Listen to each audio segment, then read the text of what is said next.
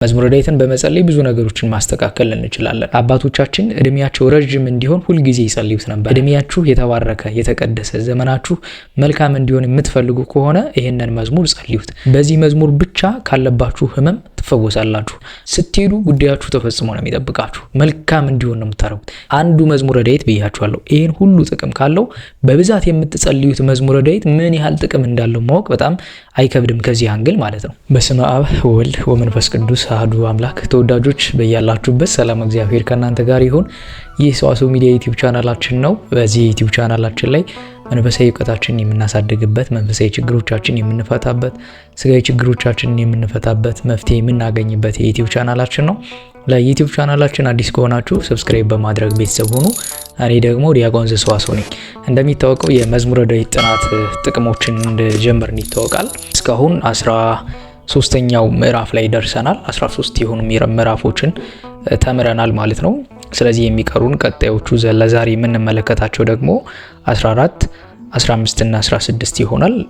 በተከታታይ በሁለት ቀን አንዴ ነበረ ቪዲዮዎችን የምለቀው። በሁለት ቀን አንዴ በመሃል ላይ አንዳንድ ቪዲዮዎችን ልለቅ እችላለሁ። በተጨማሪ ግን የመዝሙረ ዳዊት ጥናቶችን እንቀጥላለን ማለት ነው። በዚህ ዩቲዩብ ቻናላችን ላይ በርካታ መንፈሳዊ ህይወታችን የምናሳድግበት፣ ለስጋዊ ችግሮቻችንም ደግሞ መፍትሄ ልናገኝበት የምንችላቸውን ነገሮች በዚህ የዩቲዩብ ቻናላችን ላይ የምለቅላችሁ ይሆናል ማለት ነው። ቤተሰብ ካልሆናችሁ ቤተሰብ ሁኑ። ይህን ቪዲዮ ደግሞ ከምን ጊዜውም በላይ ላይክ አድርጉት። ላይክ ስናደርገው ለሰዎች ይደርሳል። በችግር ውስጥ ላሉ መፍትሄ ለሚፈልጉ ሰዎች እንዲደርስ ስለሚሆን ዩቲዩብም ራሱ ሰጀስት ስለሚያደርገው ላይክ ማድረጋችሁን እንዳትረሱ። ሁልጊዜም ቢሆን ቪዲዮ ከመጀመራችሁ በፊት ላይክ አድርጋችሁ ጀምሩት ቪዲዮውን። ሀሳብ አስተያየታችሁን ደግሞ አስቀምጡልኝ በማንኛውም መልእክት አስቀምጫ ማለት ነው። በተለያዩ ሶሻል ሚዲያዎች አስቀምጭላችኋለሁ። ከዛው ላይ መልእክቱ ልታስቀምጡልኝ ትችላላችሁ። አይቼ የምመልስላችሁ ይሆናል ማለት ነው። በዛሬ ቪዲዮአችን የምንመለከተው ግን መዝሙር 14 እና 15 16 ነው። 3 ምዕራፎችን ለዛሬ እንመለከታለን ማለት ነው። ምናልባትም ከዚህ በኋላ 3 እያደረግን ረዘም እያደረግን ልንየው እንችላለን ማለት ነው።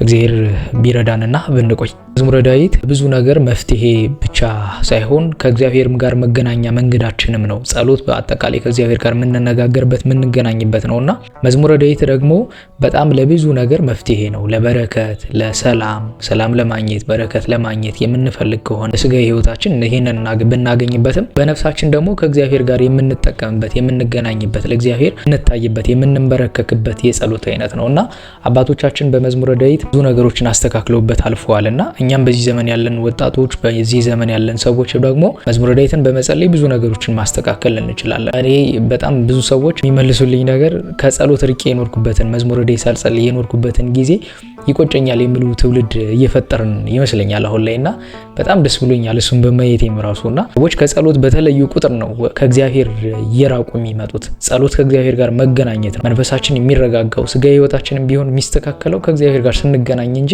ከእግዚአብሔር በራቀን ቁጥር የሚገኝ ምንም አይነት ጥቅም የለም እና መዝሙረ ዳዊት ደግሞ ለዚህ በጣም ፍቱን መድኃኒት ነው። ባላችሁበት ሆናችሁ መዝሙረ ዳዊት የዕለቱን ከመጸለይ አታስተውሉ። ሁልጊዜም ቢሆን የዕለቱን ይሄንን የምንናገረው ከዚህ በፊትም የሰሯቸው ቪዲዮዎች አሉ። ምናልባት አዲስ ከሆናችሁ ለመዝሙረ ዳዊት ጥቅም መግቢያ የሚል አለ። እሱን ቪዲዮ ተመልከቱት። እንደገና ደግሞ እንዴት እንጸልይ የሚል መዝሙር አለ። መዝሙረ ዳዊት ለመጸለይ አዲስ ከሆናችሁ እሱን ቪዲዮ ተመልከቱትና ሁልጊዜም ቢሆን ሕግ የታዘዝነውን ቅድስት ቤተክርስቲያን ያዘዘችን መዝሙረ ዳዊት በየዕለቱ ከመጸለይ ወደ ኋላ አንበል። በጣም ለብዙ ነገሮች መፍትሄ ነው። ዝም ብላችሁ መዝሙረ ዳዊት ጸልዩ። በጣም ብዙ ነገሮችን ያስተካክልላችኋል መዝሙረ ዳዊት። እግዚአብሔር በመዝሙረ ዳዊት እግዚአብሔርን ጠይቃችሁት የማይመልሰው ምንም አይነት ነገር የለም። መዝሙረ ዳዊት የሚጸልይ ሰው በጣም በብዙ ነው የሚባረከውና መዝሙረ ዳዊት ጸልዩ። ለዛሬ ግን መዝሙር 14ን እንመልከት። በአማርኛው አቤቱ በድንኳንህ ውስጥ ማን ያድራል ነው። እግዚኦ መኑ ያድር ውስተ ጽላሎትከ ይላል በግዕዙ። አቤቱ በድንኳን ውስጥ ማን ያድራል? በተቀደሰውም ተራራ ማን ያድራል?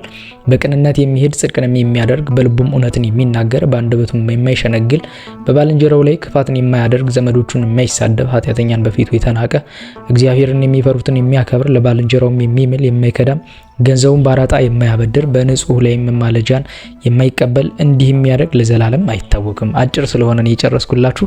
በጣም ደስ የሚል የሚያረጋጋ መዝሙር ነው። አባቶቻችን ይህንን መዝሙር 14ን ለምን ይጠቀሙበት ነበረ? እንዳልኳችሁ ከዕለቱ በተጨማሪ እያንዳንዱ መዝሙር በጣም ብዙ ጥቅም አለው። አንዱ መዝሙር ይሄን ያህል ብዙ ጥቅም ካለው በብዛት የምትጸልዩት በየዕለቱ የምትጸልዩት መዝሙር ምን ያህል ጥቅም እንደሚሰጣችሁ ማስተዋል አለብን ማለት ነው። ይሄንን መዝሙር 14ን አባቶቻችን ሌላ ቦታ ላይ ሲሄዱ ወደ ሌላ ቦታ ካሉበት ተነስተው ወደ ሌላ ቦታ ሲሄዱ ይጸልዩት ነበር።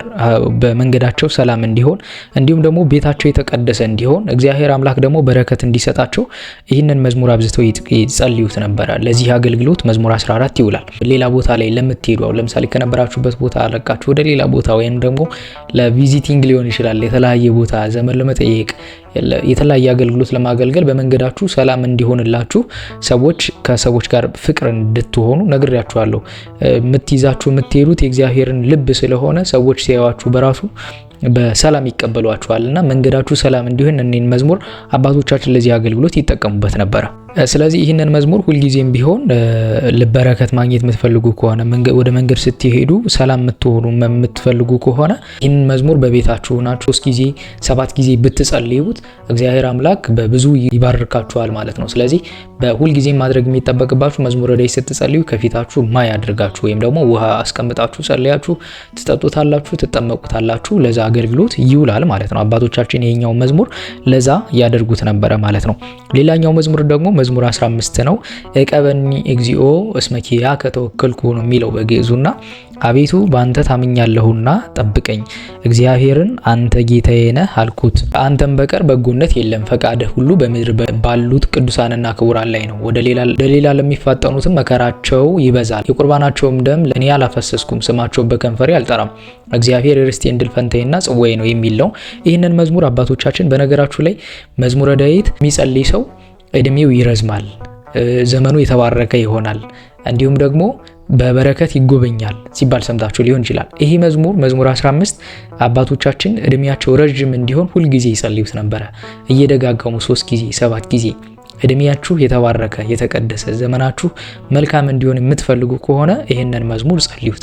መዝሙር 15 እድሜያችሁን ለመባረክ የተቀደሰ ዘመን እንዲኖራችሁ በቤታችሁ ውስጥ በረከት እንዲኖር የምትፈልጉ ከሆነ ይሄኛው መዝሙር በጣም ፍቱን መድኃኒት ነው። ሌላው አባቶቻችን መዝሙር 15ን ይጠቀሙበት የነበረው ለምንድን ነው? ለማንኛውም ህመም በዚህ መዝሙር ብቻ ካለባችሁ ህመም ትፈወሳላችሁ። መዝሙር 15ን ጸልያችሁ በማይ አድርጋችሁ 7 ጊዜ ወይም ደግሞ 3 ጊዜ ጸልያችሁ ብትጠመቁት ካለባችሁ ማንኛውም ደዌ እግዚአብሔር በዚህ ይፈውሳችኋል። ለማንኛውም ደዌ ወይም ደግሞ ለማንኛውም ህመም የሚሆን መዝሙር ነው መዝሙር 15 እና እድሜያችሁ እንዲረዝም በቤታችሁ ውስጥ እንዲሁም ደግሞ በረከት እንዲኖር የምትፈልጉ ከሆነ ይህን መዝሙር ሁልጊዜ ጸልዩት። ዘመናችሁ የተባረከ የተቀደሰ እንዲሆን። አሁን ያላችሁ ዘመን የኛ ዘመን እድሜ በጣም አጭር ነው። አይታችሁት ከሆነ በጣም ነው የሚሮጠው ደግሞ ጊዜው እና ሰውም በድንገተኛ እንዲሁ ዝም ብሎ ይሞታል። አካችሁ ወደ ፈተና እንዳትገቡ ትጉና ጸልዩ እንደተባለን ምንም እግዚአብሔር በጸሎታችን ባያኖረንም እንደ አባትነቱ ቢጠብቀንም ነገር ግን ጸሎት መጸለያችን ደግሞ ወደ ፈተና እንዳንገባ ይጠብቀናል። ትጉ ወጸልዩ ከመ ይትበኡ ውስተ መንሱት ነው የተባልነው። ወደ ፈተና እንዳትገቡ ትጉና ጸልዩ ስለተባለን ፈተናችንን ለማቅለል መከራችንን ለማቅለል ይህንን መዝሙር አብዝታችሁ ጸልዩት። ለምን? መዝሙር 15 እድሜያችሁ የተባረከና የተቀደሰ ዘመን እንዲኖሩ ያደርጋል። በራሱ ወደ ጥፋት የምትገሰግሱትን ጊዜ ቆም ብላችሁ እንድታስተውሉና ማስተዋል እንዲኖራችሁ በራሱ የተቀደሰ እድሜ የምትሰሩት ስራ የተባረከ ባላችሁበት በምትጓዙበት የህይወት መንገድ የተቀደሰ ጊዜ እንዲኖራችሁ ያደርጋል ይሄ መዝሙርና መዝሙር 15 በጣም ትልቅ ጸሎት ስለሆነ አብዝታችሁ ይሄንን መዝሙር ጸልዩት። አባቶቻችን እድሜያቸው እንዲባረክ ዘመናቸው የተባረከ የተቀደሰ እንዲሆን ቤታቸው ሰላምና ፍቅር እንዲኖረው ይሄን መዝሙር አብዝተው ይጸልዩት ነበርና ለዚህ አገልግሎት ይጠቀሙታል። መዝሙር 15ን ለዚህ መጸለይ ትችላላችሁ ማለት ነው። ስለዚህ እድሜያችሁ እንዲረዝም የምትፈልጉ ከሆነ የተቀደሰ የዘመን እንዲኖራችሁ የመልካም ጊዜ እንዲኖራችሁ ያላችሁበት ዘመን ደግሞ መልካም ሰላም ፍቅር የዘነገሰበት ከእግዚአብሔር ጋር የሆነ እድሜ እንዲኖራችሁ የምትፈልጉ ከሆነ መዝሙር 15 ለዚህ በጣም ፍቱን መድኃኒት ነው ማለት ነው። ሌላኛው ደግሞ መዝሙር 16 ነው። አቤቱ ጽድቄን ስማ ጩኸቴንም አድምጥ፣ በተንኮለኛም ከንፈር ያልሆነውን ጸሎቴን አድምጥ። እግዚኦ ስምዐኒ ጽድቄ የሚለው ማለት ነው በግዕዙ። ፍርዴም ከፊትህ ይውጣ፣ ዓይኖችን በቅንነት ይዩ። ልቤንም ፈተንከው፣ በሌሊትም ጎበኘኸኝ። ፈተንከኝ፣ ምንም አላገኘህብኝም። የሰውን ስራ አፌ እንዳይናገር ፈቃዴ ነው። ከንፈሮችህ ቃል ጭንቅ የሆኑ መንገዶችን ጠበቅኩ፣ እግሮችን እንዳይናወጡ አረማመዴን በመንገድህ አጽና ይላል። ይሄ መዝሙር እጅግ በጣም ትልቅ ጸሎት ነው እግዚአብሔር በሚያውቀው። አቤቱ ጽድቄን ስማ ጩኸቴንም አድምጥ ይላል። ይህን መዝሙር አባቶቻችን ለምን አገልግሎት ይጠቀሙበት ነበር ካላችሁኝ፣ የሆነ ቦታ ላይ ሄዳችሁ ለምሳሌ የመንግስት መስሪያ ቤት ጉዳይ ለማስፈጸም በጣም ብዙ ትደግማላችሁና ዝም ብላችሁ ነው ከቤታችሁ የምትወጡት። ስትወጡ አትጸልዩ። ጸሎት ሳታደርጉ ዝም ብላችሁ ሄዳችሁ እንዲያደርጉልኝ ብትሉ ልክ በቃ የሚገጥማችሁ የያዘው ሰው ጉዳዩን የያዘው የሚገጥማችሁ ሰው ደግሞ መልካም ያልሆነ ኢነርጂ ያለው በክፉ መንፈስ የተያዘ ሊሆን ይችላል የሚገጥማችሁና ይህን መዝሙር በማንኛውም ቦታ ላይ ጉዳይ ለማስፈጸም ስትገቡ መጀመሪያ ቀድማችሁ ጸልያችሁት ከቤታችሁ ወጡ። 3 ጊዜ 7 ጊዜ ጸልያችሁ በማይ አድርጋችሁ ጠጥታችሁ ፊታችሁን ተጠምቃችሁ ሊሆን ይችላል፣ ሰውነታችሁንም ተጠምቃችሁ ሊሆን ይችላል። ስትሄዱ ጉዳያችሁ ተፈጽሞ ነው የሚጠብቃችሁ። መልካም እንዲሆን ነው የምታደርጉት ብያችኋለሁ። ይህ የእግዚአብሔር ቃል ነው። ዳዊት የእግዚአብሔር ልብ ነው። የእግዚአብሔር ልብ ተብሏል አይደለ? የልቤ ሰው ተብሏል ቅዱስ ዳዊት። እና ዳዊት የሚጸልይ ሰው ደግሞ እግዚአብሔር በልብ ውስጥ ነው የሚሳለው። ሥላሴ በልብ ውስጥ ነው የሚሳሉት። ስለዚህ በልባችሁ ውስጥ ይዛችሁ የምትሄዱት በሰውነታችሁ ተሸክማችሁት የምትሄዱት እግዚአብሔርን ነው። ስለዚህ ያን ክፉ መንፈስ ያርቅላችኋል ማለት ነው እግዚአብሔር። ስለዚህ ይህን መዝሙር ማንኛውንም ጉዳይ ለማስፈጸም ስትሄዱ ተግታችሁ ጸልያችሁ ይህንን መዝሙር ጸልያችሁ ሂዱ። ሁልጊዜም ግን የዕለቱን መዝሙረ ዳዊት ከመጸለዩ ወደ ኋላ አትበሉ። አሁን እንደዛ ሲባል አሁን ያለነው ጄኔሬሽን ቅንጭብ አድርገን ትንሿን እውቀት ይዘን ነው የምንሄደው። አንዱ መዝሙረ ዳዊት ብያችኋለሁ። ይህን ሁሉ ጥቅም ካለው በብዛት የምትጸልዩት መዝሙረ ዳዊት ምን ያህል ጥቅም እንዳለው ማወቅ በጣም አይከብድም ከዚህ አንግል ማለት ነው። ስለዚህ ይህንን መዝሙረ ዳዊት ሁልጊዜ የሆነ ቦታ ላይ ሄዳችሁ ጉዳይ ለማስፈጸም ከመሄዳችሁ በፊት ጸልያችሁት ሂዱ። ጉዳያችሁ በሰላም እንዲያልቅ የምትፈልጉ ከሆነ ይሄንን መዝሙረ ዳዊት ጸልዩ። አሁን በጣም ብዙ የሚጠይቁኝ ልጆች አሉ፣ ውጭም ያሉ ሀገር ውስጥም ያሉ እንደዚህ አይነት ጉዳይ ጀመርን እና ፌል ያደረገብን እንደዚህ ሆንን። መጀመሪያ ሳትጸልዩ ሄዳችሁ እንዴት ይባረክላችኋል? ያላችሁ ነገር መጀመሪያ ምንም ነገር ስትፈልጉ ምንም ነገር ለማድረግ ከመወሰናችሁ በፊት የእግዚአብሔርን ፈቃድ ጠይቁ። እግዚአብሔር ይህን ነገር ያስደስተዋል ወይ? የእርሱ ፈቃድ ነው ወይ ብላችሁ እግዚአብሔርን በጸሎት ጠይቁት።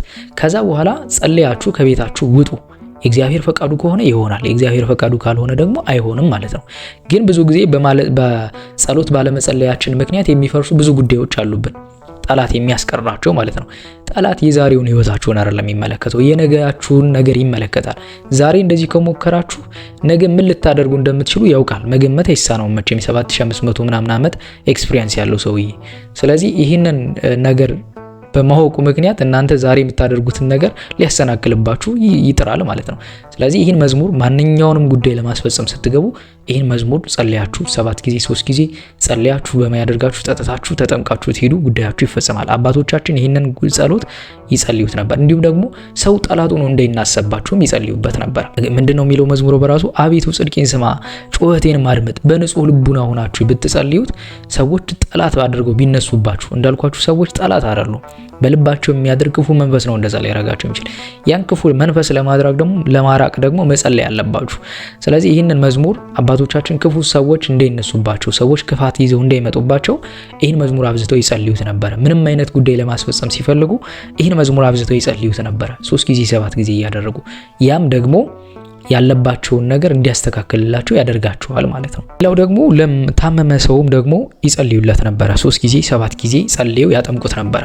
ሰው ሲታመምባቸው በተለያየ ህመም ሲወድቅባቸው ሰው ይሄን መዝሙር 15ንም 16ንም ይጸልዩላቸው ነበር። በአጠቃላይ መዝሙረ ዳዊት ለማንኛውም ህመም ሊሆን ልትጠቀሙ ትችላላችሁ። እያንዳንዱ ክፍል ይሄንን ጥቅም ካለው በብዛት የምትጸልዩት ጸሎት በጣም ትልቅ ጥቅም አለው። ስለዚህ ይህን መዝሙር ደግሞ ሰው በታመመባቸው ጊዜ አባቶቻችን ያጠምቁት ነበረ። ጸልዩ በማይ አድርገው ያጠምቁት ነበረ።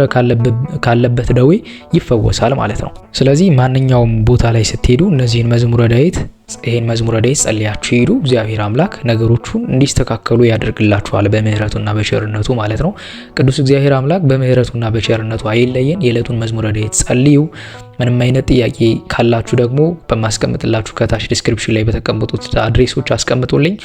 ባየሁት ጊዜ የምመልስላችሁ ይሆናል ማለት ነው። ቀጥታ አትደውሉልኝ ፕሊስ፣ ስልክ አላነሳም። ቀጥታ በተደውሉልኝ ስለማልችል ማለት ነው። ከይቅርታ ጋር በጣም ከትልቅ ይቅርታ ጋር በማንኛውም ጥያቄ ካላችሁ በጽሁፍ ብቻ አስቀምጡልኝ፣ ያየዋለሁ፣ መልስላችኋለሁ ማለት ነው።